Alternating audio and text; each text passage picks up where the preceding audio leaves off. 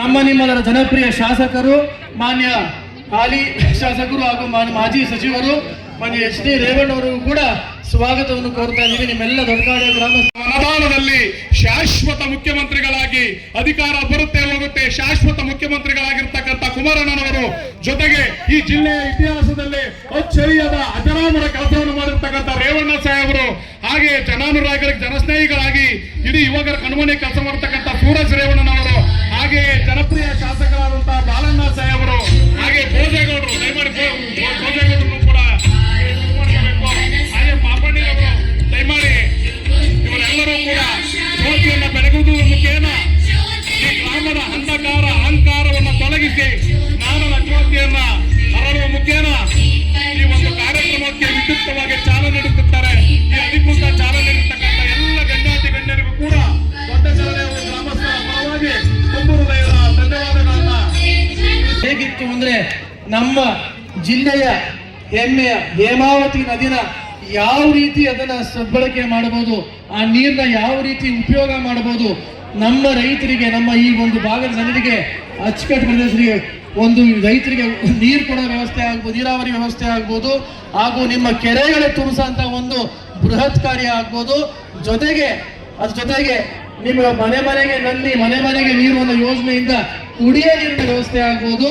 ಸಂಪೂರ್ಣ ನೀರಾವರಿಯ ಒಂದು ವ್ಯವಸ್ಥೆನ ಈ ಭಾಗಕ್ಕೆ ಇವತ್ತು ಮಾನ್ಯ ಕುಮಾರಸ್ವಾಮಿ ಅವರು ಮುಖ್ಯಮಂತ್ರಿಗಳಾದಂತಹ ಕಾಲದಲ್ಲಿ ಮಾನ್ಯ ರೇವಣ್ಣ ಸಾಹೇಬರ ಒಂದು ನಿಮ್ಗೆ ಯಾವಾಗಲೂ ಕುಂದೂರೇ ಅತಿ ಹೆಚ್ಚು ಪ್ರೀತಿ ನಿಮಗೆ, ಅದಕ್ಕೋಸ್ಕರ ಕುಂದೂರಲ್ಲಿ ಹೋಗಿ ನೀವು ರಿಸೀವ್ ಮಾಡ್ಕೊತಾ ಇದ್ದೀರಾ ಅಂತ ಎಲ್ಲ ಕೇಳಿದ್ರು.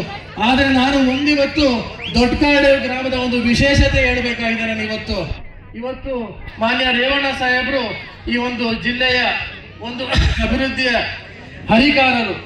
ಇವತ್ತು ರಸ್ತೆಗಳು ಒಂದ್ ಕಡೆ ಇರಲಿ, ಸಮುದಾಯ ಭವನಗಳ ಕಡೆ ಇರಲಿ, ಆದ್ರೆ ಇವತ್ತು ಅತಿ ಹೆಚ್ಚು ದೇವಸ್ಥಾನಗಳನ್ನ, ಸುಮಾರು 700ಕ್ಕೂ ಹೆಚ್ಚು ದೇವಸ್ಥಾನಗಳನ್ನ ಇವತ್ತು ಈ ಒಂದು ಜಿಲ್ಲೆಯಲ್ಲಿ ಹಾಗೂ ಈ ತಾಲೂಕಿನಲ್ಲಿ, ಈ ಒಂದು ಹೋಬಳಿನೇ ಸುಮಾರು 60ಕ್ಕೂ ಹೆಚ್ಚು ದೇವಸ್ಥಾನಗಳನ್ನ ಜೀರ್ಣೋದ್ಧಾರ ಮಾಡೋದಕ್ಕೆ ಇವತ್ತು ಅವರು ಹೆಚ್ಚಿನ ಸಹಕಾರ ಮಾಡಿದ್ದಾರೆ.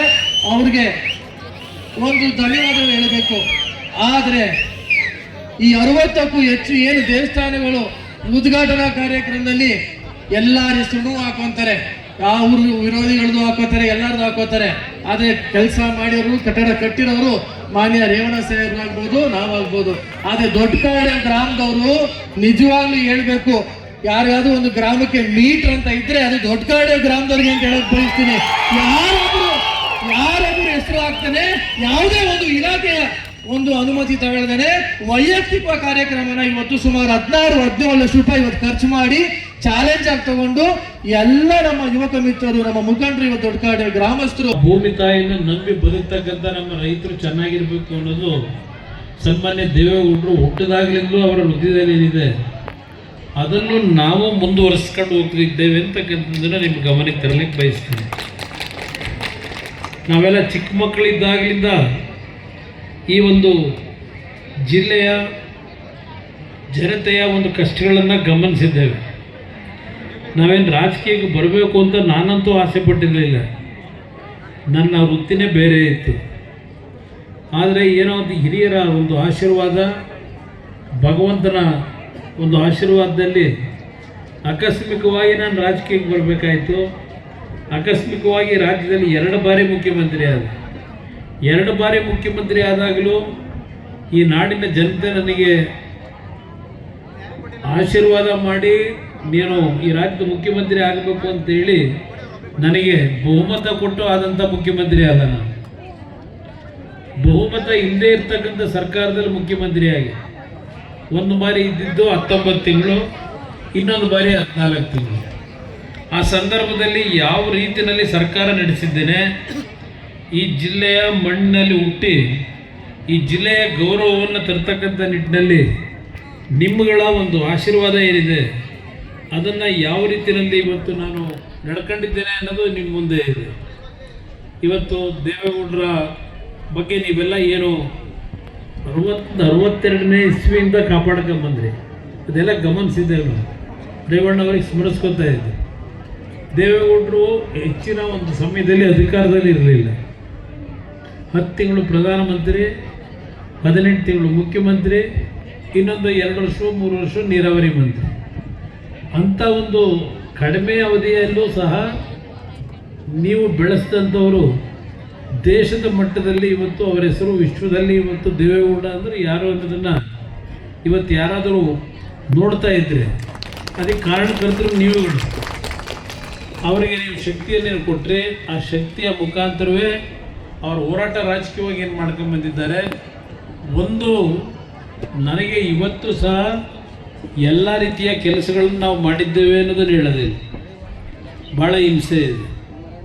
ಇವತ್ತು ಹಲವಾರು ಕುಟುಂಬದಲ್ಲಿ ಯಾವೊಂದು ಬದುಕನ್ನು ಕಾಣ್ತಾ ಇದ್ದೀರಿ, ಭಾಳ ಹತ್ತಿರದಿಂದ ನೋಡುತ್ತೀನಿ. ನನಗೆ ಬೆಳಗ್ಗೆ ಎದ್ದರೆ ಮನೆಗೆ ಗ್ರಾಮದ